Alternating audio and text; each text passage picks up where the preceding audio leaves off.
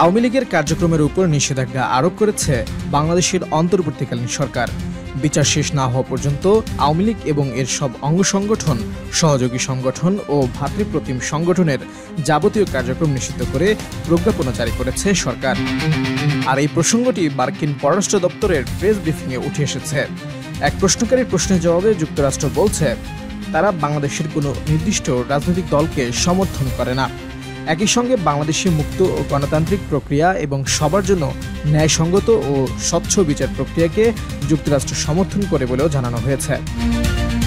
স্থানীয় সময় মঙ্গলবার মার্কিন পররাষ্ট্র দপ্তরের নিয়মিত প্রেস ব্রিফিংয়ে দপ্তরের প্রিন্সিপাল ডেপুটি স্পোকসপারসন টমাস টমি পিক্ট এই কথা জানান। যুক্তরাষ্ট্রের পররাষ্ট্র দপ্তরের নিয়মিত ব্রিফিংয়ে এক প্রশ্নকারী প্রশ্ন করেন, বাংলাদেশের অন্তর্বর্তীকালীন সরকার দেশের অন্যতম বৃহৎ রাজনৈতিক দল আওয়ামী লীগকে নিষিদ্ধ করে তার সব রাজনৈতিক কার্যক্রম বন্ধ করে দিয়েছে। এর মাধ্যমে দলটির রাজনৈতিক পরিচয় কার্যত মুছে ফেলা হয়েছে এবং ভবিষ্যতের নির্বাচনে অংশগ্রহণের পথও রুদ্ধ করা হয়েছে।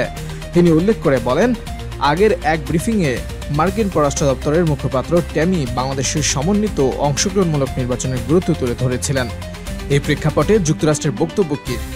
জবাবে মার্কিন পররাষ্ট্র দপ্তরের প্রধান উপমুখপাত্র মাইকেল পিক্ট বলেন, আমরা জানি যে অন্তর্বর্তীকালীন সরকার আওয়ামী লীগকে সব ধরনের রাজনৈতিক কর্মকাণ্ড থেকে নিষিদ্ধ করেছে। যতক্ষণ না দলটির বিরুদ্ধে বিশেষ ট্রাইব্যুনালের রায় আসে, আমরা বাংলাদেশের কোনো নির্দিষ্ট রাজনৈতিক দলকে সমর্থন করি না।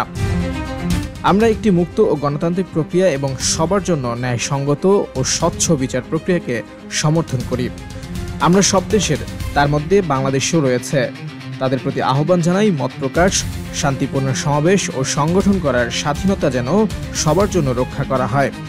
পৃথক প্রশ্নে ওই প্রশ্নকারী দাবি করেন, বাংলাদেশের অন্তর্বর্তীকালীন সরকার যেভাবে উগ্র মতাদর্শ ও সন্ত্রাসবাদ উস্কে দিচ্ছে তা নিয়ে যুক্তরাষ্ট্রের দৃষ্টিভঙ্গি কি?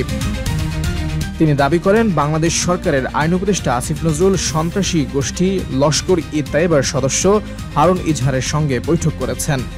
এছাড়া বাংলাদেশে কাশ্মীর ইস্যুতে সহিংসতা উস্কে দেওয়া রাজনৈতিক ও ধর্মীয় নেতাদের সমর্থন বাড়ছে।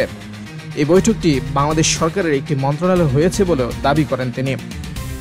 জবাবে মুখপাত্র পিক্ট বলেন, আমি আগের প্রশ্নের উত্তরে একটি সার্বিক দৃষ্টিভঙ্গি তুলে ধরেছিলাম, সেটি পুনরায় বলবো।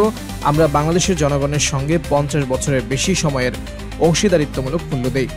আমরা এই অংশীদারিত্ব আরও গভীর করতে আগ্রহী এবং এজন্য বর্তমান অন্তর্বর্তীকালীন সরকারের সঙ্গেও কাজ করে যাচ্ছে।